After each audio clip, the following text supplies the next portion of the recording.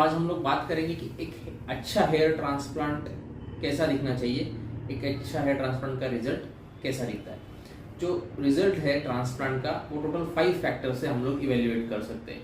वो 5 फैक्टर्स है, first is density, second is direction, third is your hair line, fourth is the quality of transplanted hairs and fourth is the condition of donor area post transplant. So इस 5 factor पे you can evaluate कि आपका जो transplant है वो अच्छा हुआ है, मॉडरेट है, ओके रिजल्ट है कि बुरा रिजल्ट है। सो सबसे एक एक फैक्टर हम लोग डिटेल में देखेंगे। सबसे पहला जो फैक्टर है वो है density.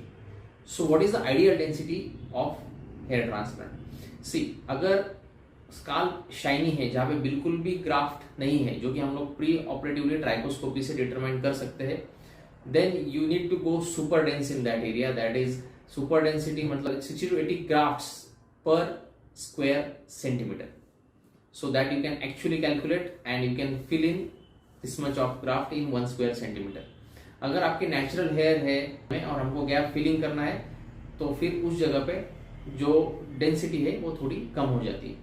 But typically in front line जहाँ पे हेयर पूरी तरीके से गए वहां पे सुपर डेंस हेयर ट्रांसप्लांट करना जरूरी होता है। So 1 is density.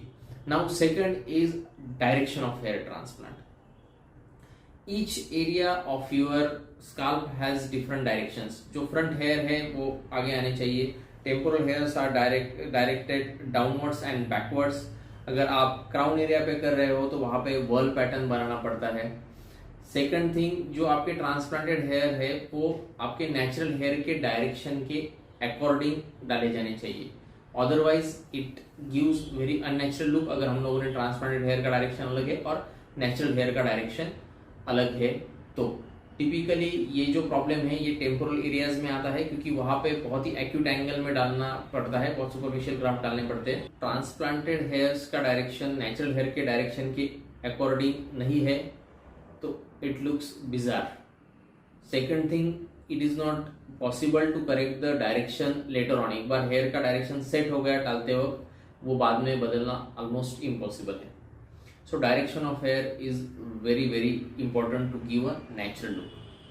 Now third point, an important point, that is artistic hairline.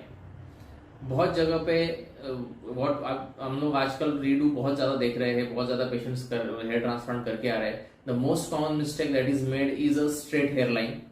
Straight direction में जो आर्टिफिशियल हेयर डाले जाते हैं that looks very artificial hair line.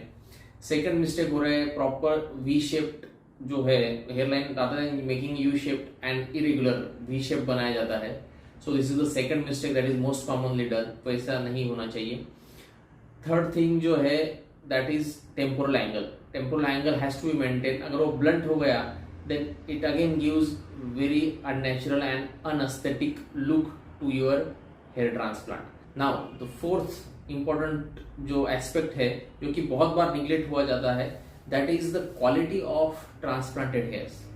Now आप सोचेंगे कि क्वालिटी तो सेम है, जो पीछे से निकालेंगे वही क्वालिटी आने वाली है, but the truth is that to get the same quality the graft has to be handled very meticulously. If during the handling of the graft अगर उसको थोड़ा भी क्रश होता है during punching process, the punch is not proper, थोड़ा सा अगर उसके स्टेम सेल्स को अगर डैमेज होता है तो वो ग्राफ्ट करली आएंगे।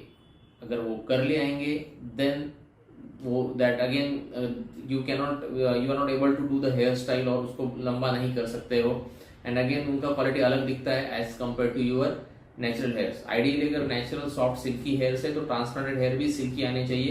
And the last point that is often neglected is your donor area. See, why donor area? अगर एक ही जगह से बहुत सारे ग्राफ्ट निकाले जाते हैं तो डोनर एरिया पे एलोपेशिया हो सकता है। एक जगह पे ज्यादा ग्राफ्ट निकालने के बाद एक बॉल्ड पैच डोनर एरिया पे आ जाता है। So while taking the graft they has to be taken in zigzag fashion. You should target the multifollicular graft, should not take out too many grafts from one place. One of the condition जो इससे associated है वो shock loss करके रहता है, but if it is a shock loss it should recover in around 3 to 6 months maximum. अगर आपका 6 to 8 months के बाद भी वहां पे बॉल्ड पैच है then probably it is not going to recover anytime soon. So ये जो 5 फैक्टर्स मैंने बोले हैं, दिस विल डिटरमाइन कि आपके ट्रांसप्लांट का रिजल्ट कैसा होता है. So you should have a good density with the proper direction of the transplanted hair, with a good artistic wavy hairline. The transplanted hair should be as the same texture and quality as your natural hairs, and your donor area should not be having any bald patch or should not have any lingering long term infection. और एक चीज एक specially यहाँ पे मैं mention करना चाहता हूँ कि जो ग्राफ्ट है जब उनको इम्प्लांट किया जाता है तो they should be at the level of your skin. जो कि अगर ग्राफ्ट ज्यादा सुपरफिशियल रह गए then it gives a nodular appearance at the base of your follicle, that is known common known as cobblestoning. और अगर ज्यादा डेप्थ में उनको इंसर्ट कर दिया then you can have a buried graft, जिसके वजह से पिंपल होना, वहां पे फॉलिकुलाइटिस इन्फेक्शन होना ये कॉमन रहता है. सो अगर if you have a severe cobblestoning then it is not good. Should not be buried also. It should be at the level of your skin. अगर माइनर cobblestoning है, थोड़ा बहुत अगर ऊपर रह रहा है तो then it can settle in around 6 to 8 months.